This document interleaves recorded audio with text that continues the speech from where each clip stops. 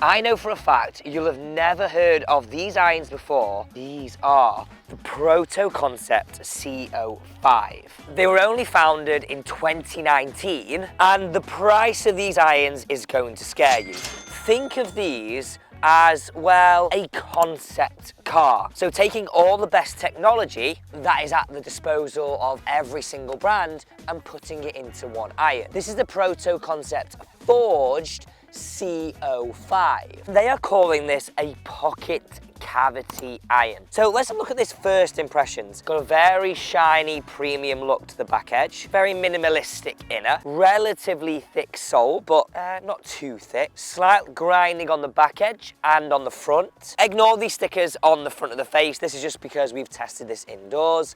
But again, a nice looking head. And interestingly, a top line that is not as thick as I first thought it would be. Now these irons are coming out of Japan and made in a very, very small number. Now I've been lucky enough to try the CO7s, but these ones really, really interested me. A pocket cavity. Now what I'm seeing here is, and what I think I've got to do, is put this fully to the test. From the fairway, out the rough, let's see what control we get, and also from the tee, what ball speed numbers do we achieve. I'm really interested to see how this performs. So let's start from the fairway. So I've just brought myself to around the 150 yard marker because this is probably playing around 10 yards uphill, and anytime a shot plays uphill, it just plays a little bit longer. By the way, if I do sound different, it's my 30th birthday today, I was on the karaoke, and yeah, I'm fully feeling the consequences of it right now. Now, I said these are really expensive. I will let you know the price very, very shortly, but you know what? I'm absolutely dying to hit some shots away. This is a tough shot. I'm gonna have to sort of hit a bit of a punchy one. Okay, first impressions down behind the ball. Yeah, you know what? I like that. There's a little bit of offset on it. You can't see that sort of pocket cavity they're calling it. And that top line, how can I say this? It's got a blend of being aggressive, but at the same time, a little bit more forgiving. A little bit like a nice hug. That's the weirdest analogy I've ever said, but let me start hitting some shots. That's a little bit slappy, if I'm honest. It was the first shot of the day. You know, that's not far off. That's interesting. That's interesting. That felt a little ropey. The arms don't feel like they're quite talking to the body right now, but interesting, that's sort of gone the right distance. It's a little bit out of the toe, and I guess that's almost the best measure. Okay, we all know irons go great when they're out the middle, but if you're paying the price that these are, you want them to perform when they're not out the middle. Like, I know direction was off there, but I think that's pretty good for distance. Oh, honey of a hit. Beauty shot. Oh yeah, that was good. Okay, this shot though, I'm going to try and hit a little bit of a more driven one, a little bit more of a punchy shot. Well, that's the attempt anyway. Let's go for it. Oh, look at that hit. Oh. So that wind is strong, you know, this morning. They've all just got there. Okay, tell you what, I'm very, very impressed right now. That was very, very good. Let's go and see where they finished. And I've got to tell you a little bit more about the, well, I guess the materials that they use here. Okay, I guess we're talking quite good here. This is the punchy shot, this one here. This was the sort of normal shot. And then this is really interesting. The one that I didn't get great finished just there. So if you look at sort of that in one line, that's pretty damn impressive. So again, off center hit, that's what that's my idea, right? So what I want to explain here is, as I said a minute ago, all irons are great off the middle. But I guess when you're paying a lot of money, you want those off-centre hits to really cushion you up, to really give you an advantage over someone that's paying a lot less. So for a set of these irons right here, you're looking over £2,000. £2,000. I know golf clubs have gotten more expensive. Look at the new Opus Platinum wedges, really expensive. But I actually honestly think Callaway, with their new AI200 and AI300 and the Fusion version of those as well in the all black, have really done companies like this a favour because they're upping their prices, they're creating what is a premium product with premium materials. Well, that's exactly what this company does. So you can look at it two ways. They're doing them a favour because it's sort of hiking up the price, but also at the same time, would you go for a Callaway over this? Because it's very unknown. So what are your first thoughts of this Proto Concept CO5 iron? Now let me tell you about the materials, because I've never heard of it. Now they say they're using the finest materials of construction that is actually available in golf. So I'm going to use this code. It's an SAE8655 nickel chromium molybdenum steel, whatever that means. Like, if you're in that sort of field, let me know if you can send any more information on that down below in the comments area.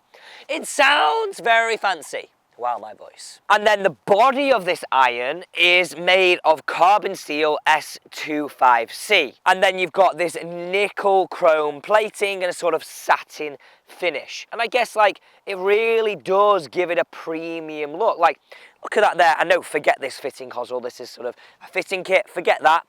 It does look very it does look very premium, minimalistic.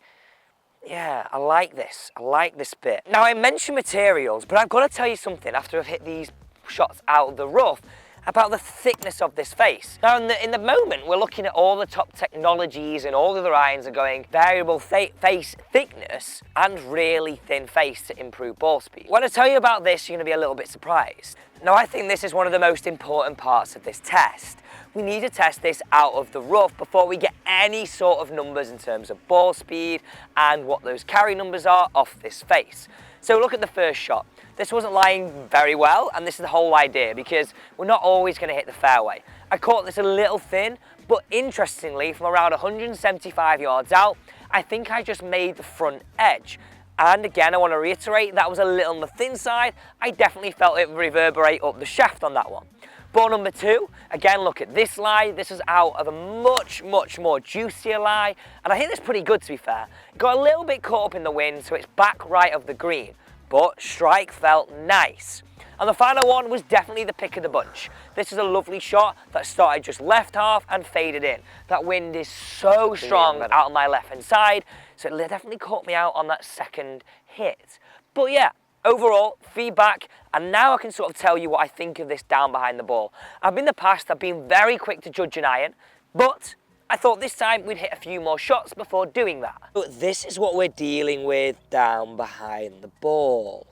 So can you see what I was saying earlier? It has a tiny little bit of offset, and that top edge looks both aggressive, but comforting at the same time. The size of that head from heel to toe is, I would say, around average. So you're not looking at something that's going to look super clumpy, but equally not super scary. I do really like this sort of satin finish on the outside, and on the inside we see this is all these premium irons now. A little bit more of a rugged look. And one thing I'm finding really interesting is if you sort of look at the grooves there, sometimes irons now have grooves within grooves or a slightly rougher finish in here. It doesn't seem to have that. Yes, it's a different look, but it doesn't seem to have that. And in terms of a sound test, like, it's not really like super rough, which is interesting.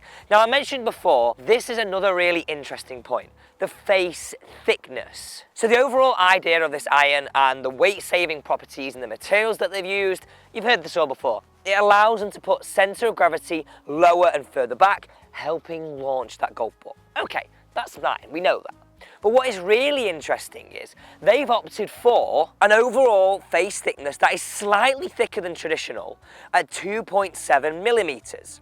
Now, they say that this is going to give you a feeling of a forged cavity iron, whereas the center of the face is thinned to 2.4 millimeters. Now, whether that's them just saying this is their version of making it sound fancier for face variable thickness, or like what they have in terms of like the AI, like, I don't really know, but all I'm saying is that it's a little bit thicker than what we see on most irons at 2.7 as the overall thickness, and then a little bit thinner towards the middle. And they say this is to help off-center hits, get a little bit more ball speed. Now, this is the bit I'd be most looking forward to, actually seeing what ball speed numbers, what carry numbers we get with this iron. Now, I am going to normalize this because, as you know, it's pretty windy today, but we've got to be getting some good numbers for a price point like this. So the technology that we're hearing right now is, I guess, what I'm saying is it's very similar to what all the brands have done with their super premium iron.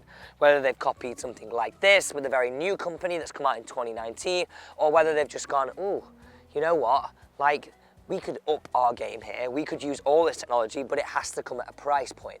Whether they're worth the money right now, I'm not really sure. One of the stumbling blocks I think this brand is going to face is simply that, well, think about it. It's not a brand that we know, so if we don't know it, then maybe we don't trust it. Because if you think Japanese forged premium irons, you're probably going to look in the Mizuno category.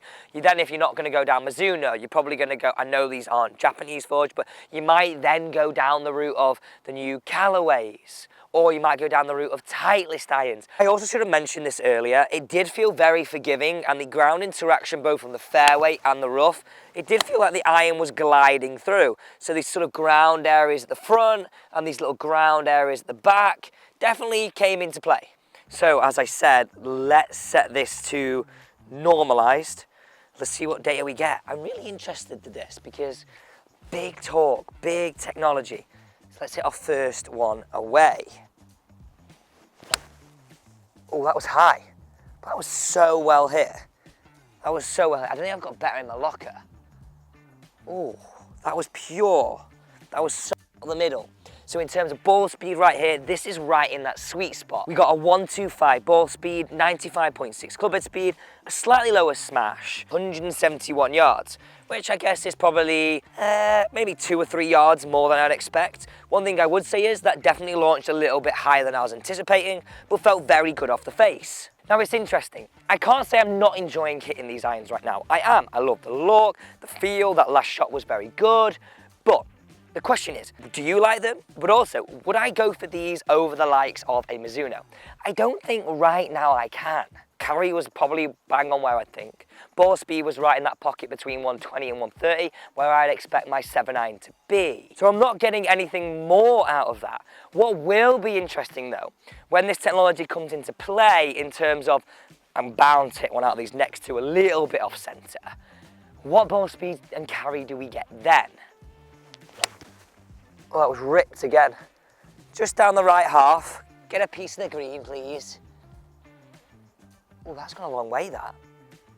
Not as far. 169 carry, very consistent, 81 point club head speed, 8,000 and 125.3 ball speed. Again, very, very consistent. Now, I guess these irons are aimed at more of a better player. I'm sort of putting this in a category of 12 and below. It's something that you've got a little bit of forgiveness, but with a very, very smart, sleek looking iron. A little bit thin, that. Better direction, a little bit thin. Oh, that looks pretty good. Dancing. That was interesting. Ooh, we just got that, a 128.4 ball speed, the best yet. Around the same club head speed, 175 carry. That was really interesting, and a 186 total. We're not too bothered about the total. We're more bothered about the carry. Now, overall, what are you thinking of these irons? I am impressed. I can't say I'm not, but it comes back to that. I've never heard of them before. You've never heard of them before. Would it be something I'd swap out a Mizuno in sort of what we trust? Nah. I'm definitely going to go Mizuno over a set of irons like this, but for sure, if you're looking for a super exclusive, premium looking iron, then yeah, it's pretty good like that. Thanks so much for watching this review of the Proto Concept CO5 irons.